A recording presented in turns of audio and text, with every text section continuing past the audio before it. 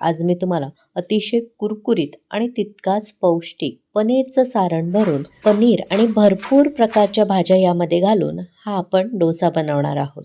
सर्वात आधी एका मिक्सरमध्ये कोणत्याही एका वाटी किंवा कपाचा वापर करून 1.5 कप भरून बेसन घालायचं आहे. त्याच कपाने पाव कप रवा आणि पाव कप दही घालायचं आहे. त्यानंतर पाव चमचा हळद, चवीनुसार मीठ आणि त्याच कपाने 1 कप भरून पाणी घालून मिक्सरला गुळगुळीत पेस्ट करायची. आता ही पेस्ट झाकून काही वेळासाठी अशीच ठेवायची. डोस्याचं स्टफिंग बनवण्यासाठी थोडासा पनीर किसून घ्यायचा, त्यामध्ये थोडासा एक गाजर किसून घ्यायचा. घरामध्ये उपलब्ध असलेल्या भाज्या घालायच्या. इथे मी सिमला मिरची बारीक चिरलेली कोथिंबीर आणि थोडेसे उकडलेले मक्याचे दाणे घातले आहेत. सोबतच 1 चमचा भरून चिली फ्लेक्स किंवा हिरवी मिरची बारीक चिरून घालायची आहे. चवीप्रमाणे मीठ घालून मिक्स करून घ्यायचं.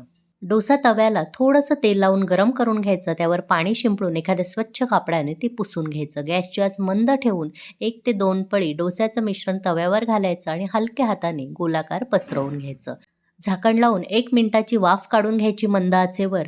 वरून तेल किंवा तूप, बटर पसरवून घ्यायचं. त्यावरून आपण तयार केलेलं स्टफिंग घालायचं आहे आणि मंद आचेवरच डोसा कुरकुरीत होईपर्यंत शेकून घ्यायचा. रेसिपी आवडली असेल तर रेसिपीला एक लाईक करा, शेअर करा, कमेंट करा आणि प्रेषिताच किचनला सबस्क्राईब करायला विसरू नका.